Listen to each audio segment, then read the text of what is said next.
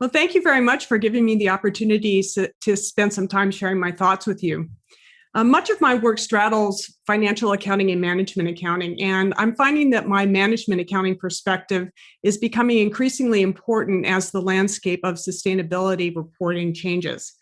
What I'd like to do in my brief time with you is, first of all, discuss sustainability reporting from a management accounting perspective, and then give you some elevator talks about three of my projects that relate to these issues.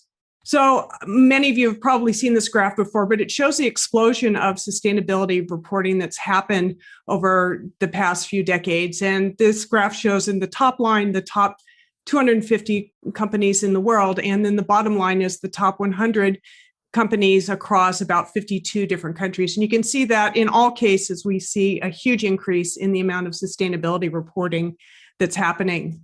And if you look at what's happening inside of annual reports, companies are beginning to include sustainability information in their annual reports, not just in separate standalone reports.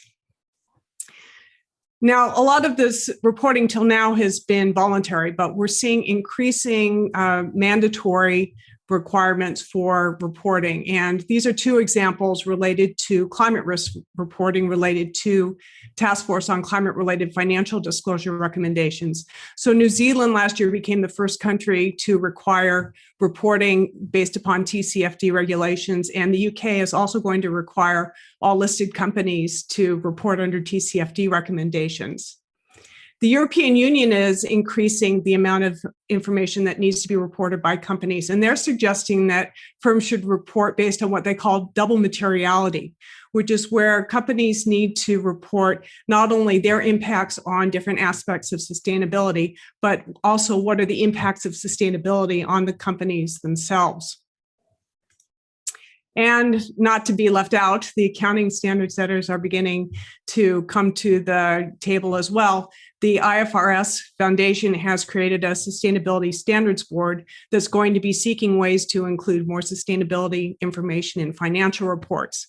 Now, probably not surprisingly, the US is a little bit more hesitant to do this. And these are comments from Commissioner Hester Pierce, and what she says at the bottom, and it probably is too small for you to see, but she says that she urges the IFRS Foundation not to wade into sustainability standard setting because doing so would improperly equate sustainability standards with financial reporting standards, undermine the Foundation's current important investor-centered work, and raise serious governance concerns. And I think these last two points that Commissioner Pierce makes feed into this notion that it really is getting much more into the organization and that there's going to be required disclosures and required thinking about sustainability inside of organizations.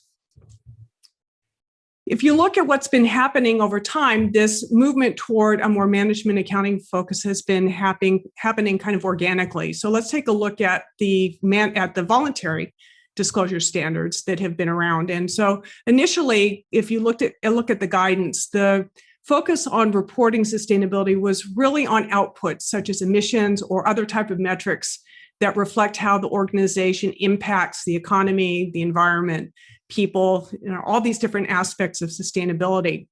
Now, these standards and frameworks have evolved, and newer versions of these forms of guidance and the more recent frameworks recommend disclosures that really get managers to internally examine sustainability-related issues and their impact on enterprise value. And so because of this reporting, it encourages managers to incorporate sustainability aspects into their internal decision-making, which is much more of a management accounting focus. So let me talk about two of these standards or frameworks as an example of this type of management accounting related thinking. So let me start out with TCFD. So if you don't need to read all of the details about the requirements for disclosures, but if you look at the major categories, so you think about governance, strategy, risk management, metrics and targets. These are topics that we would have in our management control systems courses. So these are things that accountants and management accountants in particular are very, very comfortable thinking about. The area that I've got in purple at the bottom relates to recommendations that companies do scenario analyses related to different potential outcomes in terms of temperature rise and ways that we get there. This, once again, is a very management accounting kind of a technique that we teach in our classes to help risk management for our students. Integrated reporting is a little bit older than the TCFD, but you can see here that what the focus is really integrated thinking. So integrated reporting seeks to replace financial statements with what's called integrated reports. But fundamentally underlying these reports is the notion of integrated thinking, where companies think about different capitals, which include financial capital, which is the traditional type of capital that we think about, but also other forms of capital that relate to other aspects of sustainability. And integrated thinking has managers thinking about how they use these different capitals to create value and then how they impact the different capitals.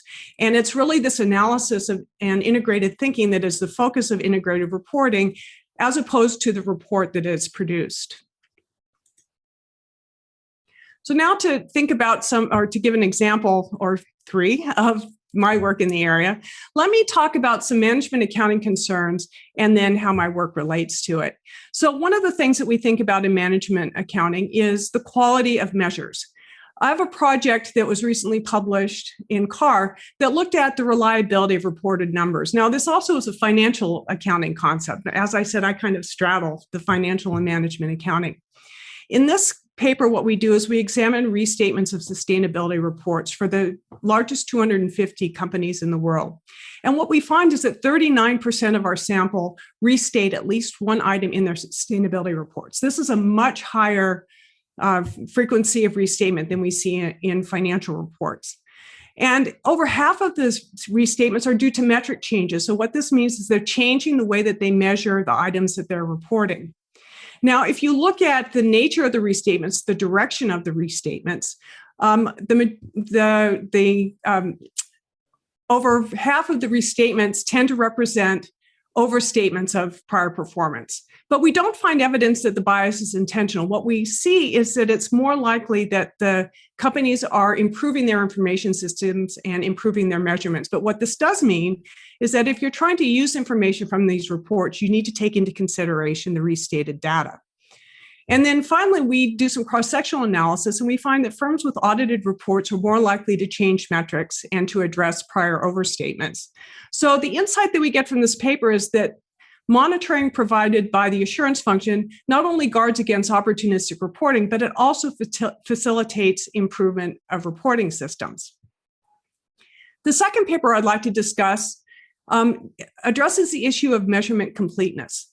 In management accounting, we worry about the completeness of the measures that we are reporting to decision makers. And in this paper, we look at measurement of climate risk. And what we do is we measure climate risk and see how the market values climate risk. And we use a text-based measure from 10K disclosures. What we find, consistent with the literature, is that climate risk is negatively valued. Now, our measure provides incremental explanatory power over other measures that have been used in the literature, such as carbon emissions, toxic releases, environmental performance, and others. And indeed, our measure is the only one that is associated with the stock market reaction to several major weather events where we would expect the perception of climate risk to be affected.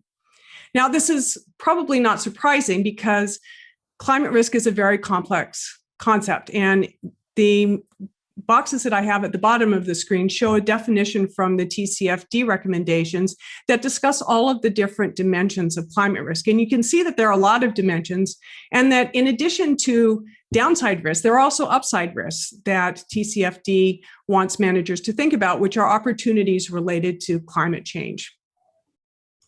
So what's the insight from this paper? Well, we need to be careful that we have the right measure, or at least we need to be sure that we understand what we're measuring. The final paper that I want to talk about concerns incentives, because in management accounting, we spend a lot of time talking about what are the implications of the numbers that we're reporting to decision makers. So this is a paper that was published last year in CAR. And what we do in this paper is we take a look at capital budgeting analyses that were submitted to the United Nations Clean Development Mechanism program. So these were all analyses that calculated the internal rate of return for potential projects. Now, the reason that these analyses were done is that admission to the clean development mechanism allows companies to earn emissions credits that can be sold, and this is because these projects reduce carbon. In order to get into the program, projects must be financially unviable unless they get the revenues from the credits. So managers have an incentive to bias expected project returns downward. We find evidence that not only do managers bias their reported returns downward to make the profit seem unprofitable, but they also downwardly bias expected profits from the credits, which need to be reported, but aren't part of the decision process for admission into the program. Now, when we do cross-sectional analysis, we find that there are two very important aspects that control this downward bias. The first is when you've got auditors with an accounting background who verify the documentation. And secondly, when we've got more stringent reporting standards that were developed over time by the clean development mechanism. So the insight that we get from this is that assurance technology and disclosure frameworks are very important control mechanisms that can help mitigate reporting incentives. So what's the bottom line? Well, standard setters tend to approach development of disclosure frameworks largely from a financial accounting perspective. But if you look at the scope of sustainability disclosures, it's increasingly focused on internal management of sustainability. And thus, the disclosure frameworks have implications far beyond providing information just for investors. And management accounting can provide some important input into the development of these standards. So I'm just going to close with two management accounting cliches to keep in mind as we think about sustainability disclosures. First of all, you manage what you measure. And secondly, you get what you measure.